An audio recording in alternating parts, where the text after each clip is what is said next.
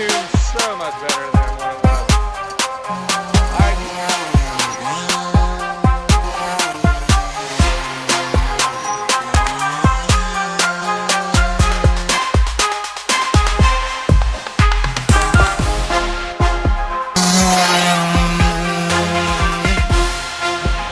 What is up, guys? Thanks for watching Digging Deep, and I sure feel like I'm yelling, but I'm trying to talk over top the fan, so I apologize. It is 88 degrees in here with warm air moving, so that's why I'm shouting over top the fan. If I turn the fan off, it's going to be ridiculous in here. But anyhow, today's video is going to be a clutch replacement in this 2007 KTM 50SX. KTM 50SX Pro Senior LC. Basically, I'll try and drop some clips for you guys. This bike is just lagging for my son's size now, and it's really not getting on the pipe like we'd want to. So what we're going to do is replace the clutch. We got a clutch replacement here. Even though I know this clutch is not a bad clutch, we got a Tusk replacement clutch here. We're going to throw on this bad boy. We're going to go over some race stack settings for all of you to know with these centrifugal clutch setups on these KTM 50s. They're kind of a pain in the ass, guys. I am so ready for him to move to a manual transmission, but I'm trying to get this bike more aggressive for him, and so we're going to dive into this thing, and I'm going to show you what I found so far, some stuff to watch out for along the way. If not, you're gonna have a few headaches, and you're going to be doing it again and again and again and again and again, and that's no joke. So hopefully this video can save you guys with the hassle. So let's dive in, guys. All right, so here's a quick look, just a little quick overview or update, just in case somebody chimes in here or somebody stops in here for the first time and are like, well, that's not the carburetor I got on my son's bike, or so on and so forth, son or daughter. This bike was rebuilt last year sometime, and it has 5.2 hours on the old girl. It has been a nightmare to tune. And I'll tell you why real quick, because we did some work to this thing. As you know, I'm into two-stroke performance. We ported this thing, and it was a very, very mild port job. I know the KTM builds awesome engines. Their engine packages need little to no work. I mean, they already put out a tremendous power output for what they are, and we all know that they're the leading engine out there right now to this day. Now there's other engines right there with them, I know, but KTM and Husqvarna, you know, they've been on top. Long story short, I could not get the original Italian carb on there, the Larto, whatever it's called, tuned properly, and I think I know why. So when you port, a lot of times the jetting can go lean on the idle circuit, and for some time he was just running pig rich on this thing, and we finally got it tuned and dialed in. But that's for a whole nother video. I just wanted to throw that out there in case someone's like, well, that's not the carb I got on my bike, and so on and so forth. But we got the clutch side up on the stand here. I figure that'd be a little easier than getting it on the lift, because we got to drain the fluid out of it and access the clutch here. Alright guys, so here's some other jazz we'll get into further in the video. Here's a look at the Tusk clutch. If I think about it, I will drop a link in the description, guys. Oops, dropping stuff already. You know how we do. There's a look at the part number. It is a Tusk centrifugal clutch block kit. Looks a little different than the KTM style clutches here.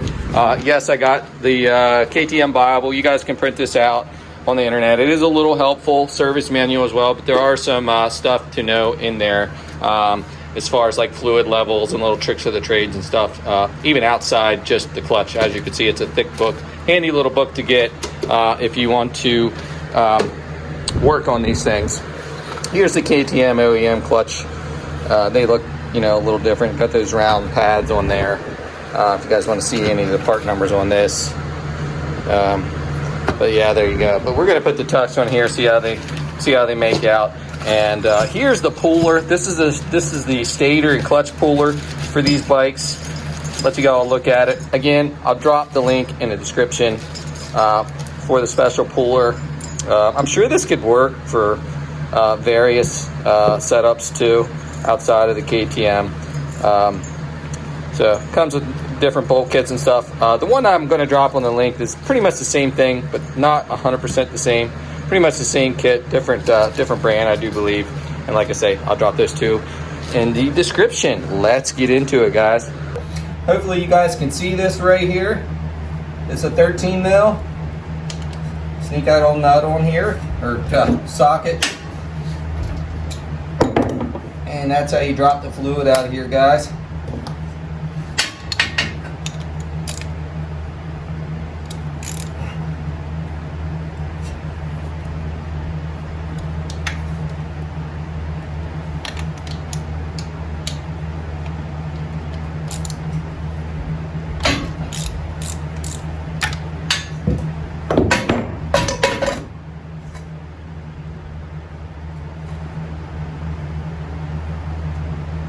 I'll see if I can be quick enough not to get oil in my hand. Alright guys, that's how you do it there. Oh man! We can get the washer in time. Alright guys, we're going to drain some fluid out and we'll be right back. We'll pop the side case up here and start working on taking the clutch off of here. Alright guys, as you can see, they don't have a tremendous amount of transmission fluid in this thing. Before I forget, in the KTM Bible, I can't talk. In the KTM Bible, guys, there is a recommended over fluid than stock, and I can't think of it. It's 150 cc's on the side casing here. And again, stick to your service manual if you want to play it safe. This is out of the KTM Bible. It says your KTM manual will tell you to put 150 cc blah blah blah. It literally says that. Wrong. For trail riding, it says it's recommended to put 250 cc, and for MX riding 200 cc.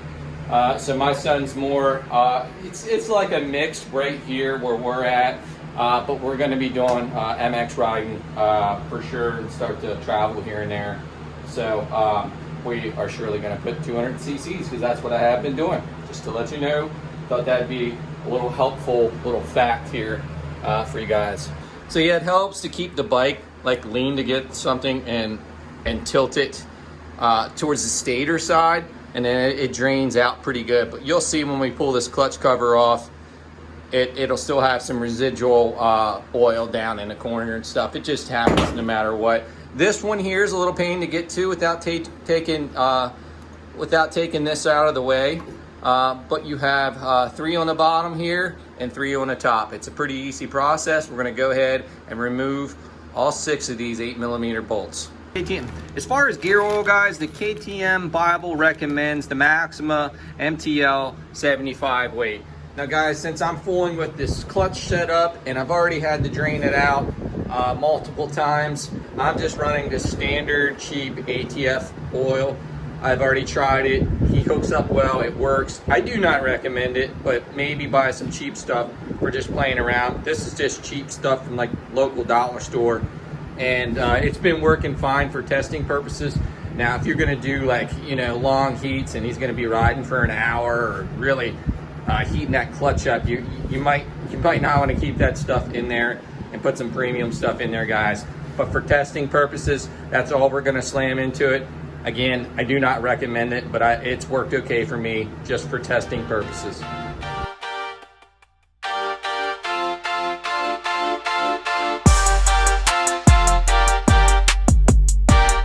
All right, ladies and gents, there's a look at the clutch cover. I just Honda bottomed that thing up. You guys seen, I know it was a time lapse. You seen how well I was pounding on that thing. It just was literally glued to it. There's the residual that you'll always find in there. That happens every time. I just wipe that out with a paper towel before I clean my mating surface. Here's where you put the puller on, which you're about to see. Pretty simple process doing this whole clutch. I mean, you definitely want to have the tool. It does show in the Bible you can use a wrench and wedge a screwdriver or some sort in there. I do not recommend doing that. You're going to botch stuff up more than likely doing that. But I guess in a pinch, you could do it. So let's move forward to pulling this clutch off. All right, guys, we're going to go forth with removing the clutch. We got our 15 mil, oddly a 15 mil. We're going to zap this thing off of here. I have a D-Walt impact, and this is just a Harbor Freight 20 volt, and it seems to do the trick very well for moving these. And there will be a little washer in there, so keep that in mind, guys, when you go to remove this thing. What I do on this tool, these bolts are the mid-size bolts in the kit. There's 3 different sizes, small, medium, and large. So grab the mid-size bolts, and they'll thread right in there, dude. I usually start with the 1 bolt, slide that in place, line that up with that. And guys, I don't crank those down. I just make sure you get enough threads. And that's in all the way. That's in all the way. Bring this out. Bring your bolt in here. Grab your 17. Tighten that bolt up. Make sure everything looks aligned, guys, before you go crazy. And you'll see how easy this thing comes off. It comes off very easily. You're just going to tighten that on there, and it's going to pop the clutch. Don't go crazy with taking that bolt in. Just zap it a little bit, because sometimes the clutch kind of wants to go cattywampus, and you don't want to mess anything up. You just give it a quick little zap, and boom, she comes right out of there, guys. Taking back your 17 out of there. Okay, and we're going to pull just one of these 8 mils out of here. And that'll drop everything out. And then we can pull this 8 mil off here. Throw our bolts around the shop. Yeah, we do that, dude. All right. So here's the clutch here. We're gonna take and try not to lose that washer. And boom, there's the clutch. There's the OEM KTM clutch.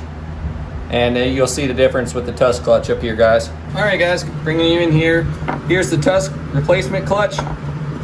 Honestly, guys, I like the way these are compared to the OEM, because I'll tell you why. If you look at the little spotted little clutch pads on there, you're grabbing a lot more when this thing's expanding, right? When that thing's coming out in the clutch belt, you're grabbing a lot more with these, the way it looks to me.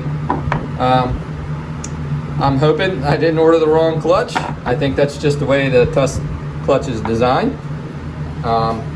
So here's a look at the stacks, guys. So anything below like 610 thou, and this is the stack, it's going to be for the Nova style rider, and so on and so forth. This is just going to be more for advance and race on this video. Now you can find other threads and videos out there where it shows the lower stacks, but we're going to shoot for 650 thou to 690 thou for junior setup. He's getting almost too big for the bike, so I want to make it aggressive. You would want to lean towards, a 65 pound rider at 690 thou.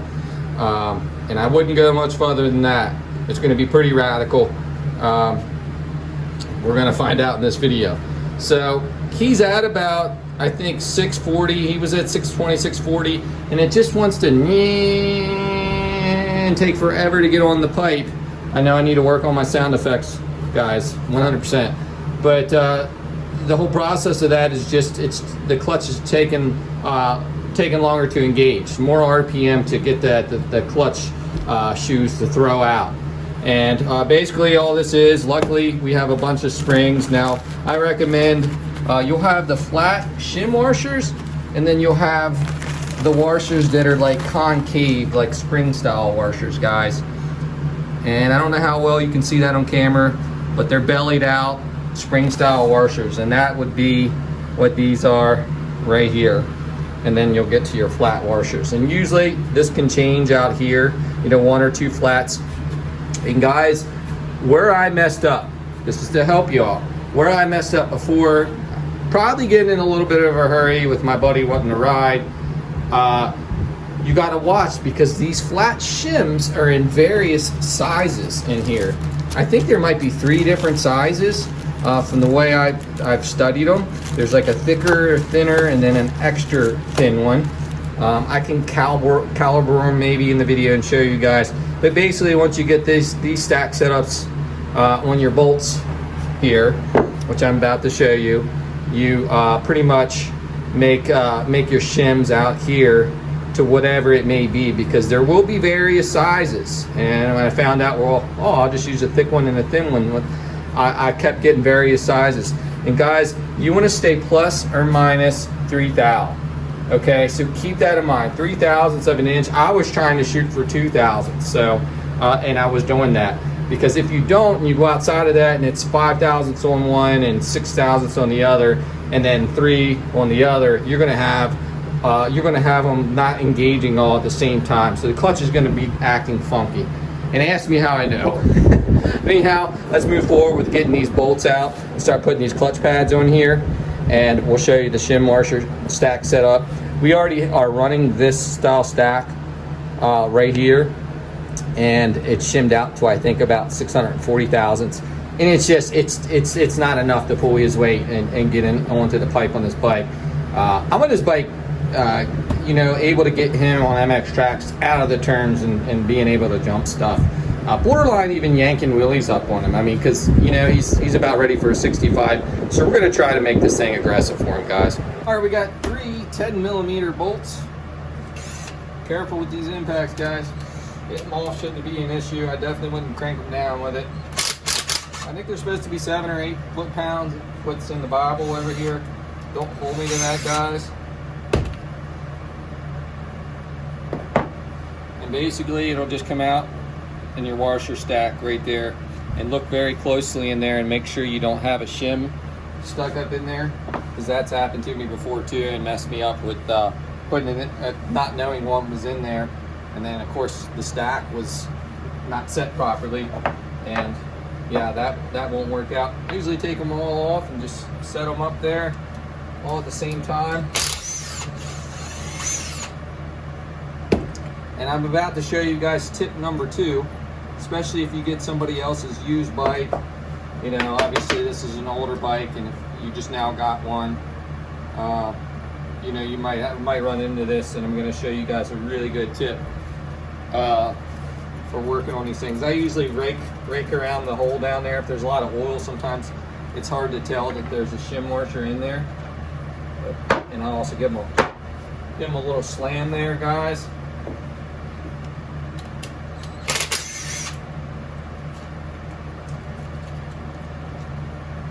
Once you get used to it, it's not too bad, but you really got to know what you're doing and pay attention to this stuff, because it will, you know, the time you put oil in it and got to drain it back out again and again, it's just like, oh man. All right, guys, you got the center hub here. You want to make sure, because you want to put blue Loctite on these when you're putting these bolts back on. You want to make sure, guys, that each one of these holes is cleaned out, because if you don't, your bolt will recede out of the clutch too far and you'll have nothing but problems. Trust me, you won't get the clearance in there.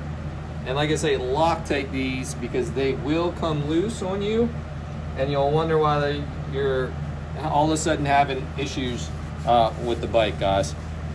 All right, guys, so I'm set at 678 thou. Basically, you just slide these off. You should be somewhere around 640-ish, if I remember correctly. Yeah, 643 is where he was. That wasn't aggressive enough. All 3 of these stacks here are the spring washer setup as showed on the napkin back here. And then these are your shim washers up top. With 2 of the on the 4th stack are the spring washers too, and then the rest are shim washers. So we know we're at 643. You're going to want to have some extra one of these ordered up. Clean them off very good. They will get a little bit of debris, micro metal fibers and stuff stuck in the oil in them. You want to clean them good in gas or card cleaner or something like that. So we're gonna just stick one shim washer on there. It looks like it's a thinner one, guys. And we're gonna calibrate and see where we're at. We're at 662 thousandths, guys. So I'm gonna add another one. We're trying to get around 678. Add one to it. Be careful when doing this. Like, I'm getting all slimy now. I'm gonna just throw them back on the bolt really quick here. Try to anyway. You get a little tricky, and then I grab them nice. Oh, we don't want that on there. That's a spring washer that got put in the wrong bag. I'll set you back here out of the way. Examine that really good, dude, because a spring washer will really set your clearance as well. You'll be like, whoa. If you're measuring it, take your time. It's not really that hard of a process, guys. Go right to the center.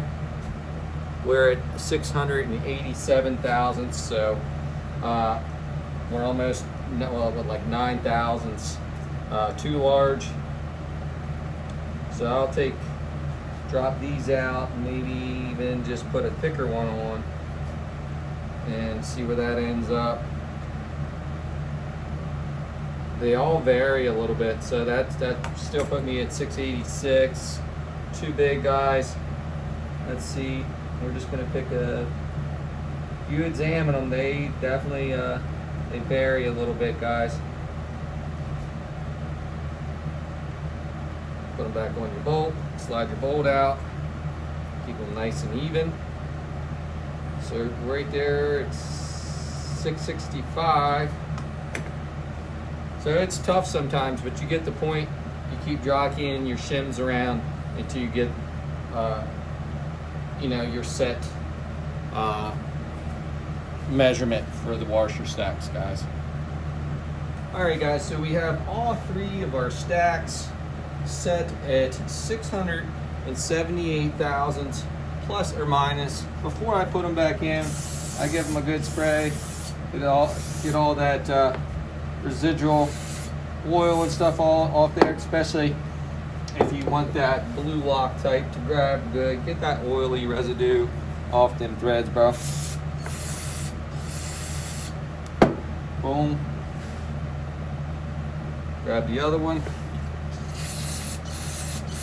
We're just gonna spray that down good. The washer stacks are already clean pretty good. They were just clean. I was actually just in here the other day. Again, check all your holes there. Use a drill bit smaller than the hole just to get that hardened. You do it, if you Loctite it 2 or 3 times, it's gonna start making that bolt come out of the hub further, which is gonna let that bolt ride out too far, and you're gonna rub on your clutch belt. And that is what you do not want. You'll be doing it again, I promise you. Ask me how I know. All right, guys. So basically, we're going to be putting our new clutch pads on here. It's just going to be slamming these on here. I'm going to put a nice little drop. I don't go too crazy with this stuff, guys. Just put a nice little drop in there. Throw your clutch pad on there. And grab one of your stacks. Stick them in here. And I think I saw 7 to 10 foot-pounds. If you got, or 78 foot-pounds, you got a service manual, look it up, guys. I'm just gonna get them all on there, and then we'll worry about torquing them down.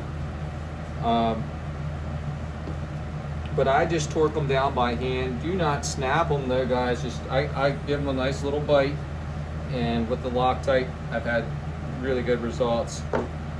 I did have one time where I skipped the Loctite and they did back out, guys. So they will back out. You got to think this thing's screaming 14,000 RPMs. There's a lot of inertia in there, a lot of vibration. Well, it shouldn't be vibrating too much, but you get what I'm saying. You're going to want them torqued down for sure. Blue Loctite V's, and also the nut on the crankshaft.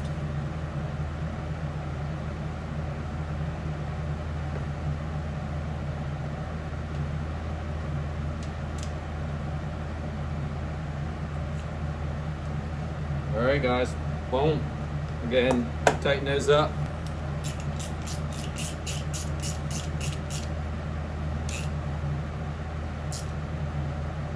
That's it, guys. You don't want to snap one of these bolts because you're really going to have a headache on your hand.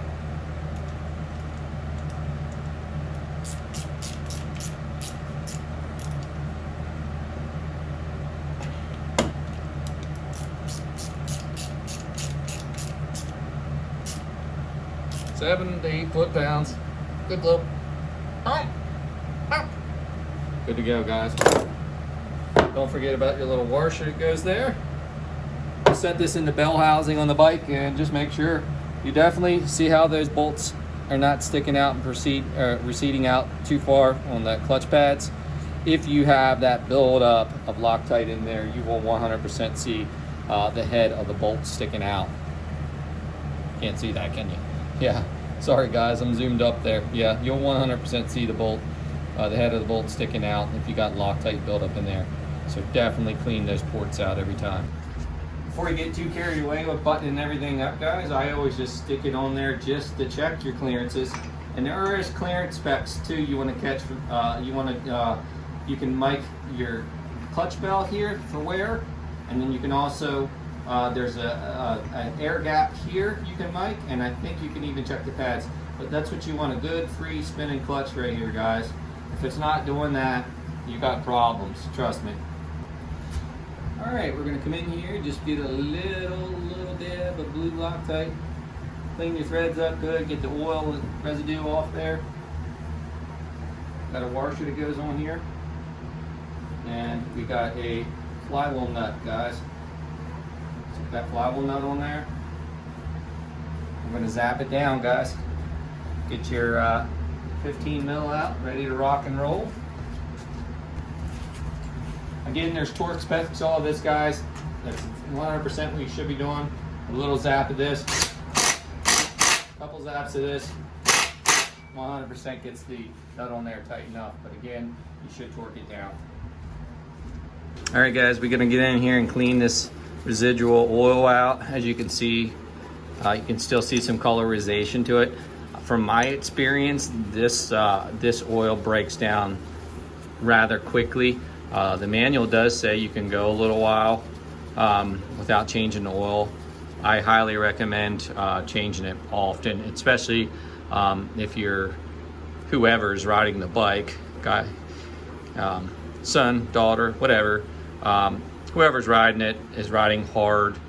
You probably want to change it more often than not because it grays and breaks down and gets a discolorization to the oil rather quickly, guys. So we're gonna clean up these mating surfaces. I just always get my little wire brush in here. I'm gonna do it off camera, guys, and then we'll blast this thing on here real quick. And a little bit of, I usually just use a little bit of carb clean there, spray on my brush, go in there, and Honda Bond usually is pretty easy getting off there. But the same thing, clean your mating surfaces really well, guys, before you put everything back together and ensure you got no leaks. There's probably a gasket for this, I'm not 100%. Again, check your service manual. There's probably is a gasket, but I use Honda Bond and it works for me and it never ever leaks. I shouldn't say that, but you know what they say, never say never. We'll go ahead and button this up, clean your surfaces up, guys, and we'll start putting this back together. Figured I'd show this again real quick before we blast this side cover back on, guys. So if you just want a laid back, now don't let this scare you saying Advance at 610,000 on that stack. That's a good stack.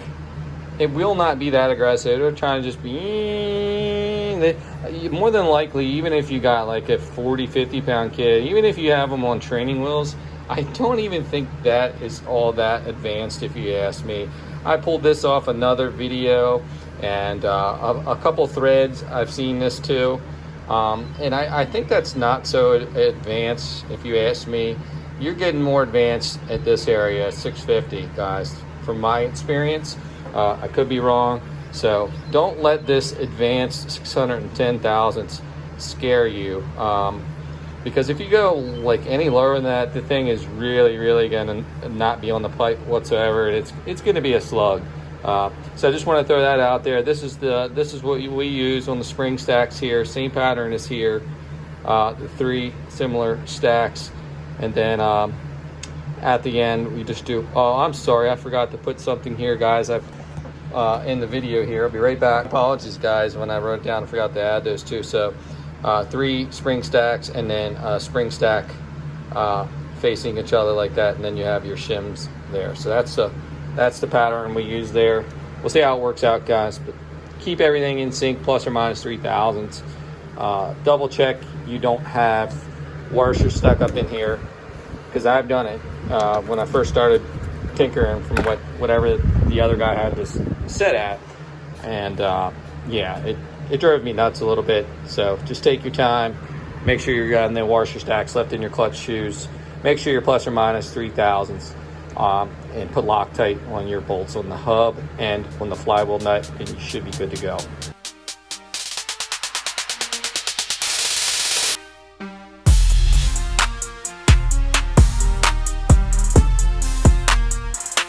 Alright guys, so we got the fluid back in this thing, pop the case on here. We're about ready to test this thing out. Fingers crossed that everything's good. We put 200 cc's of ATF in this thing, which is recommended in the KTM Bible. It's time to get this thing down and test it out, guys. Hey little buddy, just in time. Are you ready to try this thing out?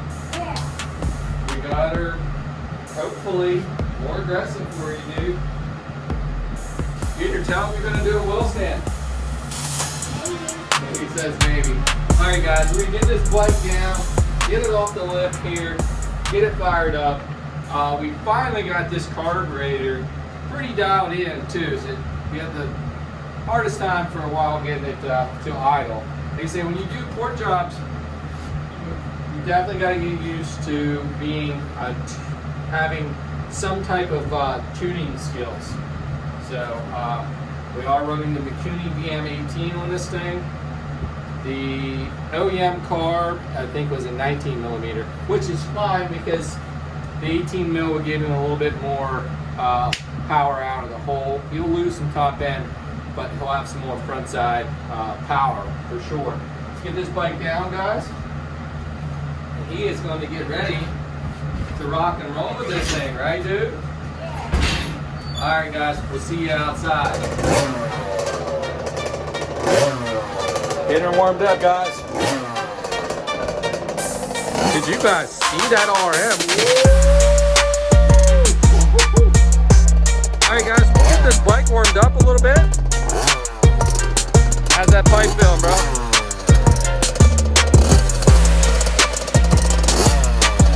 Just getting there. Uh-oh, did you feel that?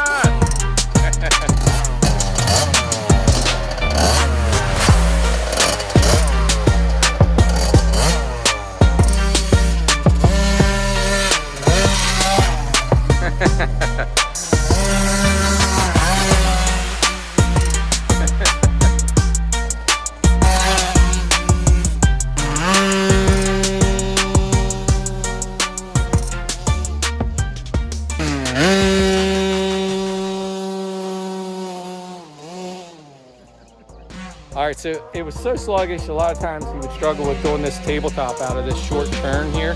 So he's going to give it a shot, guys. Oh yeah, dude. Oh man, we missed the dirt fleck he did as he got on the pipe after you went in. Let's see if we can get him on another one here, guys.